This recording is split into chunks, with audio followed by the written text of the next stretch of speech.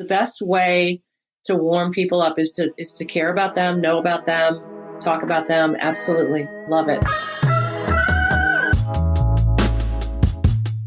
Welcome to the Sidehustle Lounge.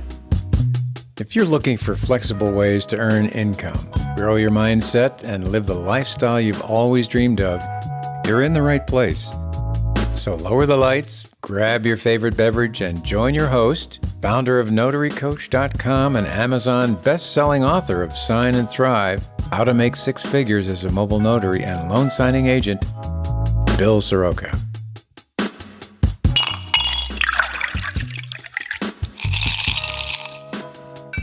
Cheers, and welcome to our guest today, Sandra Long. Sandra is a LinkedIn expert. She's a speaker. She's a best-selling author, and she's also co-author of a book with me called Supercharge Your Notary Business with LinkedIn.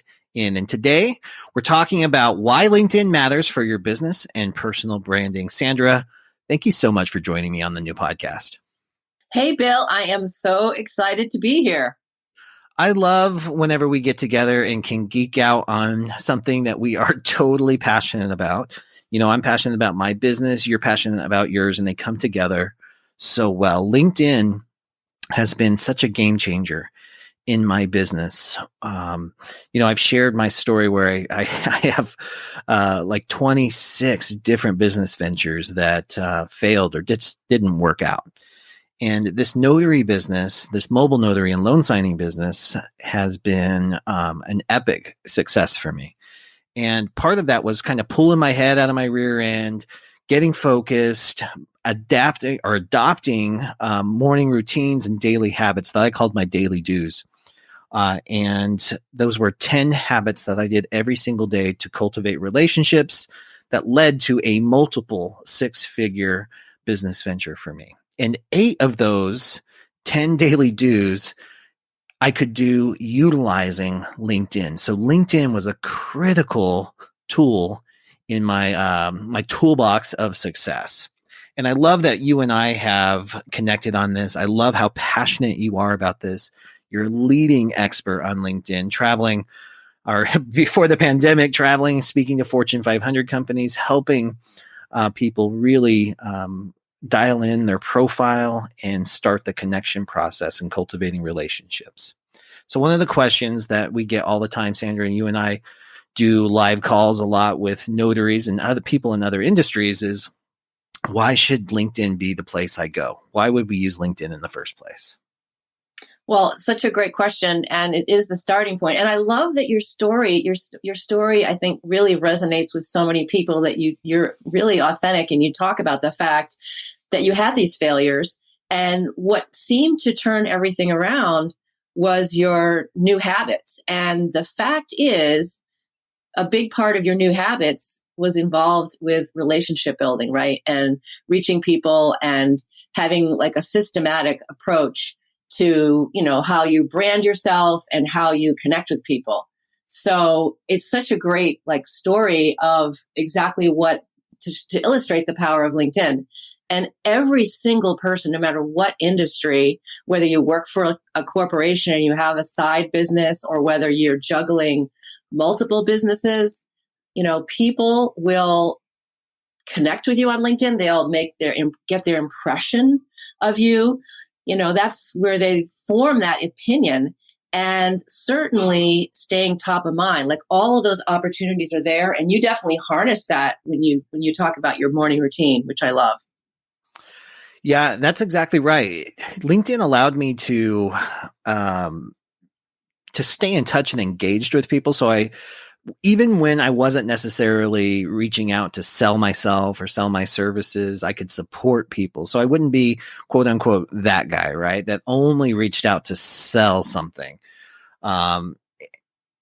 It allowed me to interact, to comment, to like, to share, to bring value to them so that we could form a relationship.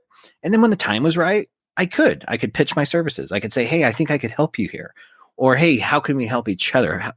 How can I support you in your business is one of the best questions I learned how to ask.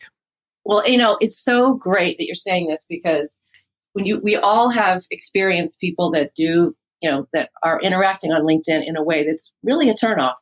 And exactly what you said is the way to approach it, is to be that friend, to be that helpful expert, to be interested in other people. And that is how you attract people to you. And I love what you're saying. Let's talk about that a little bit more. And I just had a recent scenario I want to run past you too. But first, let's talk about, and let's blend these two, like how there is a way to connect that fuels the dream. And there's a way to connect that cuts people off. It just turns people off, as you mentioned. How does that work? So what's a good way to connect? Yeah, connecting is well, I should say your profile, setting up your profile is really the beginning, or understanding your brand. But then immediately after that, it's building out a strategic network. And to me, that starts even before you connect. It's starting with thinking about who should you connect with. So making sure you are connecting with people that you know or that you've known in your past. Those are going to be valuable opportunities for you to reconnect with, because they already know you. They know you on some level. And then it gets to your point, is how do you actually do those invitations? And I'm a big believer in making the invitations personal and about that person, not about you. So if I'm going to invite you to connect, Bill, I want to look at your profile. I want to have some familiarity with who you are, maybe understand what we have in common, who we know together, maybe I read some of your posts, things like that, so that when I am inviting you to connect, it is friendly and it's about you. Now, of course, most of the time I'm inviting people to connect, it's because I know them. I've had a conversation. I've met them on Zoom. We met at an event. And then the natural follow-up is to send a friendly connection request saying that you enjoyed meeting them, something like that. But it should be friendly and helpful, right?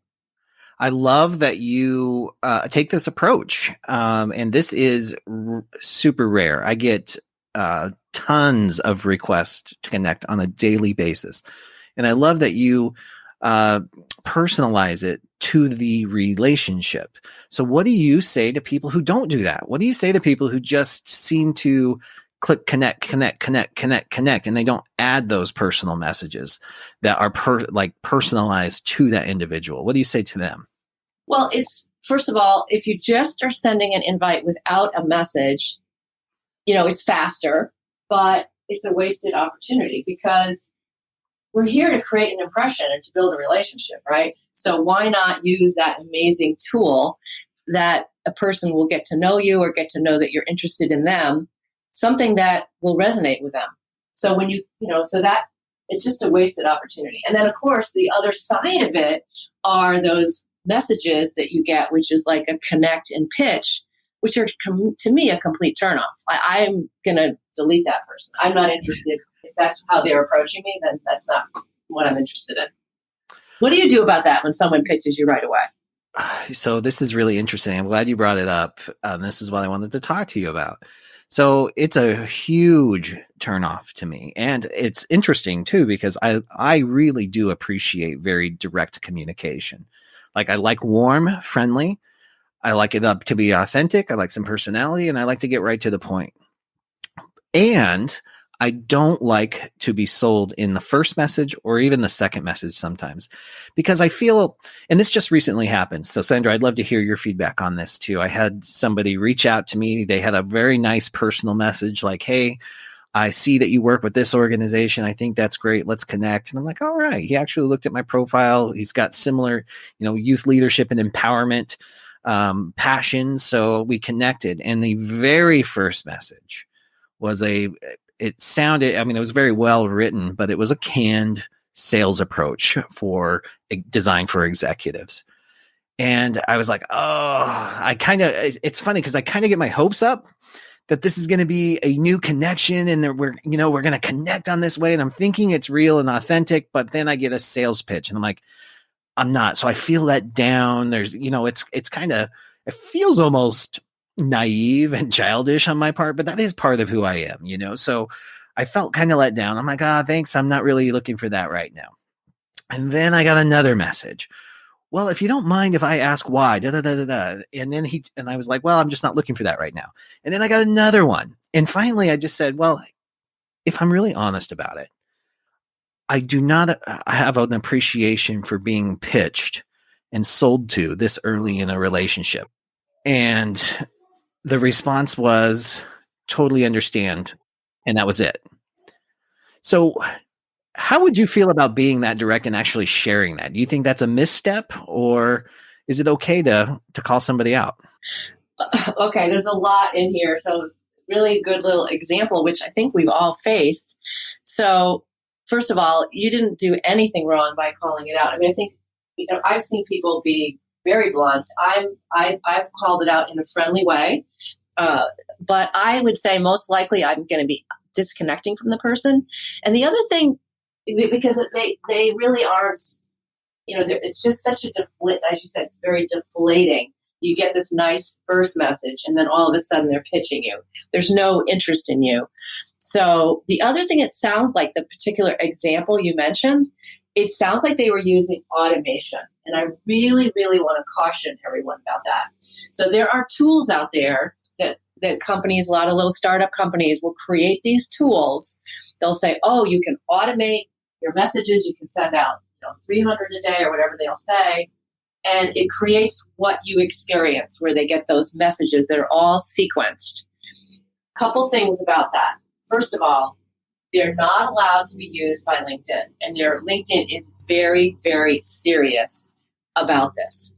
And I have, especially in the last few months, there are people that I know that have had their accounts shut down because they use this tool.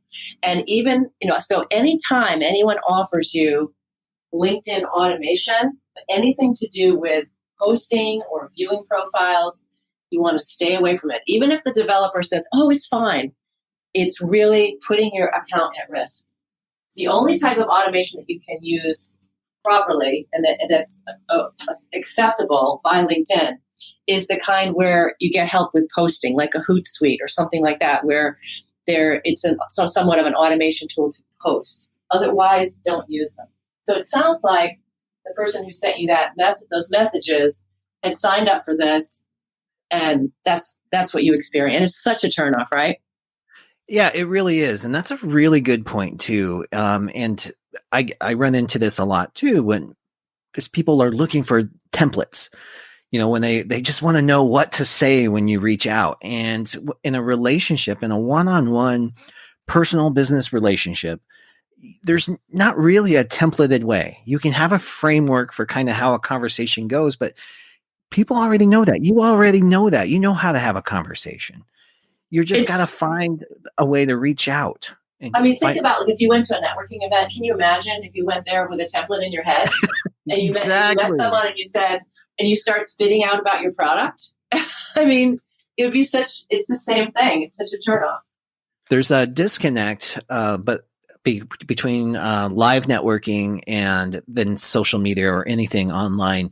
I think people have put up a wall that there's a difference. And sure, there are some obvious differences, but a relationship is a relationship. Right. And I think there's rules to that we can follow that will serve us so well in the dream. And it has worked so well for me. And then on the other point of that too, I think whenever possible, the fastest you can take an online relationship offline. So after you've connected, you've messaged, and if they're local, if you can get a one-on-one meeting with somebody, whether that's a lunch, breakfast, power coffee, happy hours are always fun, an actual networking event, something along those lines, that can serve you really well too. Really, think about it as like a whole cohesive ecosystem, because you're not just operating on LinkedIn. I love what you said, because you think about how does it work within the whole framework of how you engage with people.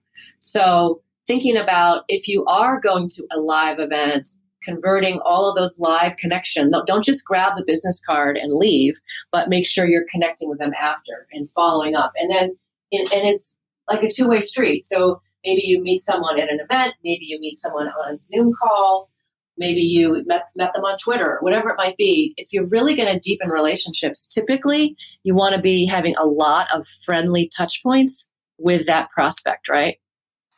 Yeah. As many opportunities for them to get to know you, like you, and trust you. Right. I love that. Can we talk a little bit about engagement and maybe even some content while we're Absolutely. I think we're That's both the word, passionate is about this. engagement. It's not just, it's funny because I think some people have the attitude that, oh, I've just got to post, but engagement is even more important. So I'll let you take it from there. Well, so thank you. And engagement for me, again, one of my daily dues, one of those daily habits that I did every day is I would take, what I called tickling or pinging 10 people from my prospect list, for lack of a better word. I called it my Fab 100. And it was just people that I wanted to support in their business. I wanted to be involved in what they were doing. I wanted us to work together. That was kind of what I was putting out there.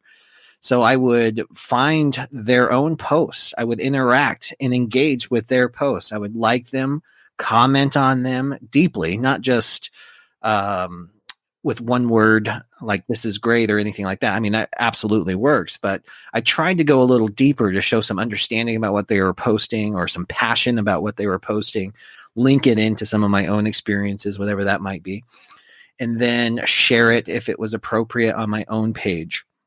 That's how I would engage with them. And then sometimes there's an opportunity to private message. And one of my other favorite ways is to celebrate their wins with them. The vice presidents of companies love to brag on their employees. So they'd post it on LinkedIn and I would participate in that. There would be, they would post their employment needs and I would go above and beyond. Like number one, I love connecting people. That's just a passion of mine. I know this person needs this, I know this person needs that, and I'll try to connect them. I know people are looking for employment all the time in my network. So I'm always taking that on and sharing that and broadcasting it as much as I can. So that's the kind of interaction I did to get my foot in the door and show that I'm here. I'm part of the team. I'm win-win. I'm in it for them. Yeah. Celebration is great. I mean, think about it. Any good news, it's an opportunity to share it, to make a comment, and there's good news everywhere. So it could, just like you said, it could be a company that's expanding, some news you see about some team development, programs that companies with new products. It could be whatever that. And I love that you've got the Fab 100. That's a really great way to focus on specific targeted people that you care about and really celebrate with them their success. Maybe your friend wrote a book or got a new job or whatever it might be. Those are great things. And I love to also do what I call a gratitude post, which is think every single week I have so much to be grateful for, whether someone interviewed me on a podcast or someone referred me, or there's just a lot of different wonderful things happening. And I try to be very conscious. What can I be grateful for this week, and how can I post about it or share that gratitude? Because it kind of ties in with the celebration. It's kind of like the cousin of celebration is gratitude, right? Absolutely. There's always gratitude. And what I love, one of my favorite quotes now is that gratitude and complaint cannot survive in the same sentence. So if you focus on gratitude, there's always something to talk about there. And your passion. I would imagine that we're in this work for a reason. We're passionate about something. Either it's the outcome and the goal that it's helping us achieve, or it's the actual work itself. There's always something to talk about as far as posts and interacting with others for that too. And passion's contagious. So if you are passionate about what you're doing, you are probably attracting others that are equally as passionate about what they're doing. Oh, absolutely. I love that. So let's blend that even more into the content, because LinkedIn gives us so many options for delivering value to our ideal customers. So can you maybe elaborate a little bit about what the content options are for LinkedIn? Oh, I love this question, Bill. I love it. All right. So the framework here is that 80% of my time I want to spend engaging with other people, right? And then the 20%, which I might be creating content, I love the options, and the options keep growing. So we have a regular post, which you see in the home feed. And that regular post, you can add an image, You can add a link, right? You can add a document. So those are all, and document posts are meaning like PDF or PowerPoint. We've only really had that for about a year and a half. And a lot of people aren't aware. That's a really nice post. You can write an article, which is like a long form blog article. You can do stories, which is on your mobile device. You can do video. Video can be native video. You can do LinkedIn Live. And you can do polls, which I love. So, actually creating a poll. I'm not even sure if I've mentioned them all, but just what's happened, particularly in the last year, we've gotten a lot of new options. So just in the last, say, year, since really the beginning of the time from COVID, polls came out, stories came out, they've expanded things to do with live. So it's been pretty exciting. Yeah, I can't wait. So I just the other day, I didn't realize you had to apply for the the LinkedIn Live capability. So I just applied for that. And I'm really excited about that, especially with the new changes that are coming out where that live feed can run in your cover as a cover video. I'm really kind of excited about that. Yeah, it's actually going to run as your background banner. Yeah, nice. The cover video is another new feature that's going to be where your headshot is. Oh, wow. Yeah, see, there's so many cool things coming out. Yeah, there's a lot of cool things. And I think you'll be a perfect person for LinkedIn Live because of all of your broadcasting that you've done. And they look for that. They look for someone like you who, you've got your YouTube and you've got, podcasts, all the different broadcasts that you do. You'll be a perfect candidate to get LinkedIn Live. Yeah, that'll be interesting. I'll have to come up with some original content. But this is also what's triggering a question. I know there's people listening thinking, all right, so maybe I could get bought into LinkedIn. Realistically, guys, any kind of business you're in, there's a really good chance that your ideal customers are on LinkedIn. The decision makers in corporations, the professionals that you might be serving, like attorneys. We work a lot with escrow officers, branch managers of everything, any type of C-level executive. They're probably on LinkedIn. So it can be a gold mine for your business. But Sandra, I know a lot of people struggle with, should they have a personal profile or should they just build a business profile? Can you quickly clarify the importance of the personal profile? So the number one asset you have for your brand on LinkedIn is your personal profile. Now, I know some people say, well, I want to really be here for business. Well, that's true, but it's still your number one asset. And so that personal profile should have everything about you. So you don't create multiple profiles. You don't create your profile that, without your name. Like I've seen some people sign up for LinkedIn and they put their business name on there. Like that's not allowed. You have to use your actual name. And business is personal, right? Business relationships. So it is your personal profile as your number one asset. I do like the LinkedIn company pages if you have a business, and I do love the idea of, creating that page and having a nice page and using that page, but it should not be the number one for most of us, right? It really should be around your personal profile because that's where you're going to be connecting. That's where people are going to remember you. That's where the trust and the likability comes in, is with a personal profile. Absolutely. If you're working in any kind of service industry, guys, people do business with people, not necessarily the company page. They're going to do business. If you're in a fingerprinting business or the notary business or the loan officer business, whatever it is, people can go anywhere for those products. The thing that differentiates you from others is very oftentimes you. It's your personality. It's your unique experiences that you bring to the table. It's your passion behind it. They have got to see that. You have to give them the ability to get to know you, like you, and trust you. If you're in this business and you have that obstacle where you don't want your face on social media, you don't want to manage this, you don't want to put the time and effort into building your own personal profile, I encourage you to take yourself on there. Get over that. It will pay off for you in this business. And it's critical, not just on LinkedIn, but any type of industry directory that you might be on. All of that is going to require this information. LinkedIn just happens to give you a lot more room than some of these other directories, so you can really expand on and really use the language to sell yourself, your services, and your passion for your business. Well, and that's a great point, Bill. I mean, yes, there's other directories, but think about where your prospects are. Most of them are going to be on LinkedIn. So that's why I love, the idea of that being your central first starting point.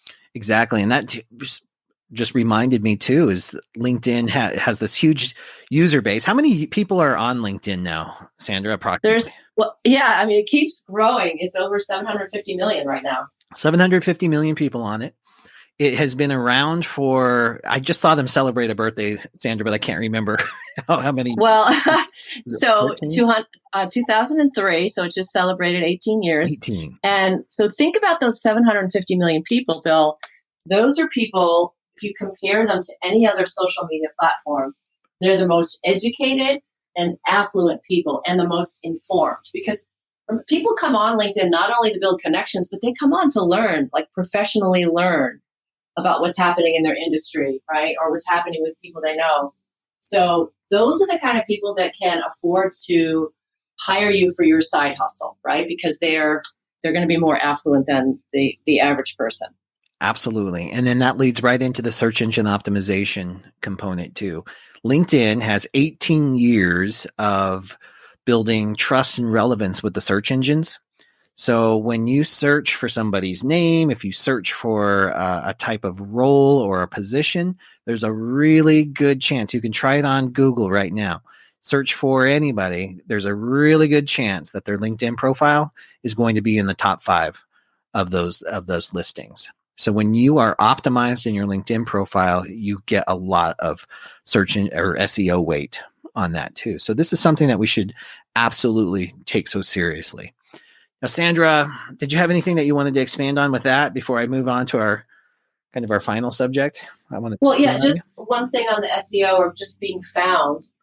Having a skeleton profile will not help you that much. So if you just have, your name and where you work and where you went to school, it's not going to give you the power. So you really want to fill in all the fields so that LinkedIn will display, it will be more optimized for search, whether someone's looking for you in Google or whether someone's looking for you in LinkedIn. Excellent suggestion. So let's talk about that a little bit more, because I think one of the most disappointing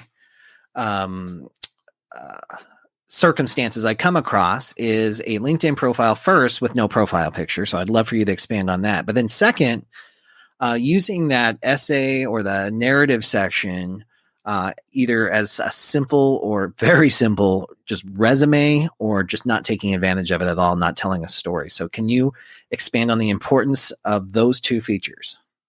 Yes. So your brand is going to be impacted by the words and the language that you select, as well as the visual. And the most important 2 aspects, well, actually, there's 3 aspects that I'd say are the most important, which is your headshot, your essay, the about essay, and then also your headline. So those 3 pieces I would put up as very important that oftentimes people miss. So your headshot, you want to have a great smile, and you want to have it be, your shoulders and up and current. I often see profiles that have headshots that look nothing like the person. Maybe it was from 30 years ago or something. So have a great headshot. You'll feel really great and confident by having that.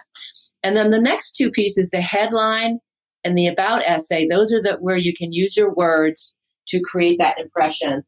And of course, it should be accurate, but you're really bringing out what's most important about you. And especially, this audience is a side hustle audience, right? So using your words to really position yourself. You could be someone who works at a company during the week and you have a side hustle on the weekends, right? So, or you could be someone who is juggling 3 different opportunities, right? You could be in any one of those. So the way you describe yourself is going to be really important. So that headline, which has expanded, this is another thing that happened over the last year of the pandemic, is the headline is now 100 additional characters.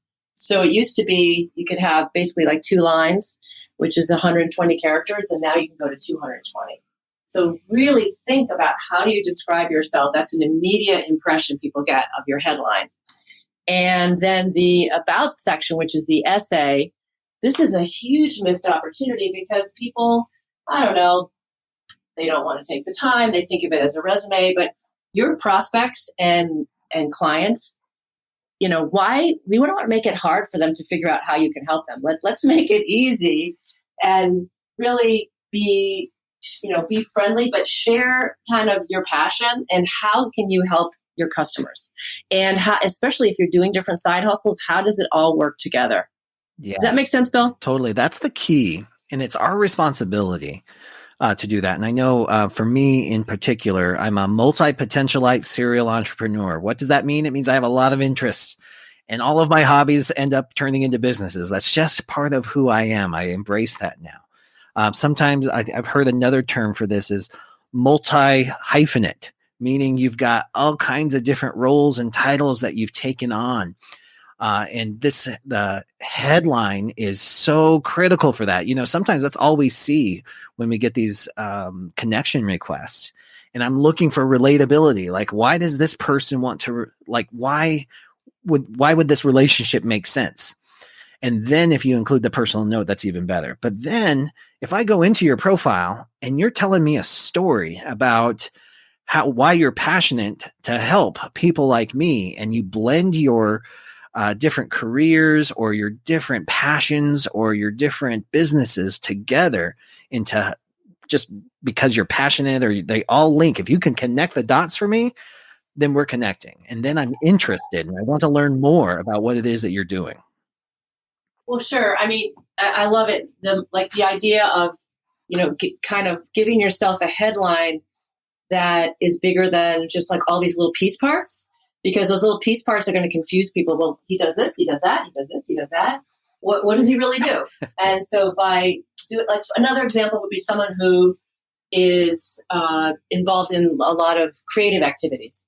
So instead of, maybe you call yourself a creator, maybe you call yourself more of a communication expert. And within that, you've got the various different businesses that you help people with communications, right?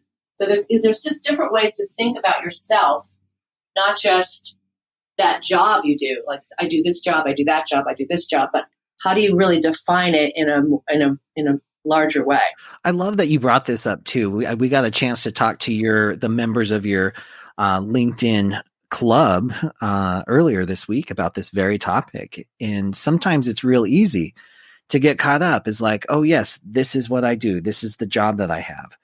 Well, I invite you to pan up a little bit, pan up a lot more if you need to show what's the bigger picture. What role do you feel? If you have, I talk a lot about notaries because that's my world, but if you're a notary public and you're a fingerprinting expert and you're a wedding officiant and you travel to make people, or give people their time back, then you can come up with a title that's like personal mobile services, something along those lines that kind of shows like, holy cow, this is somebody who's on the road making my life easier. And they just happen to do all these different things for me. And every industry has a way to do that.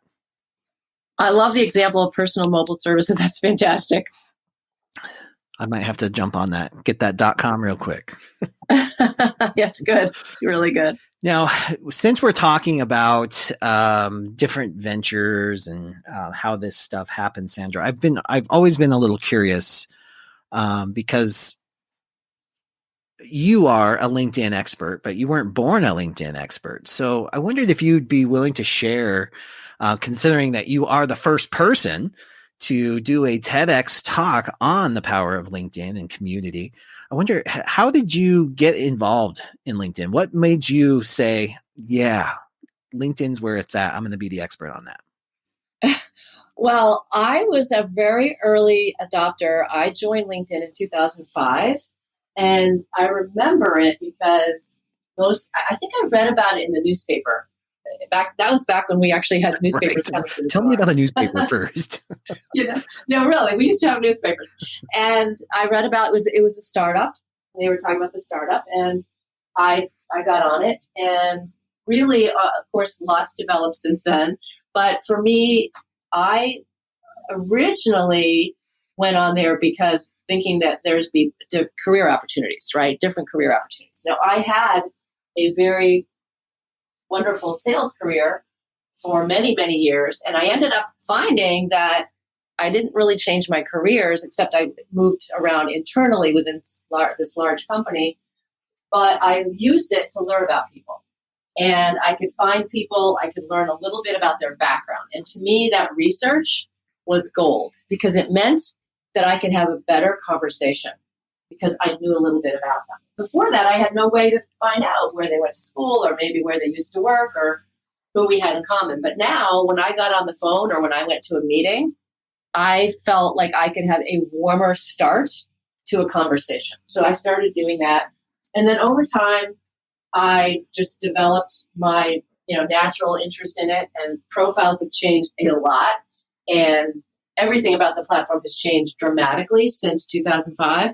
But I just went on that ride. And then I found with the large company that I was working for, many of my friends from the company, colleagues, would ask me, can you help me with LinkedIn? They were seeing it was becoming more relevant for salespeople, for business people.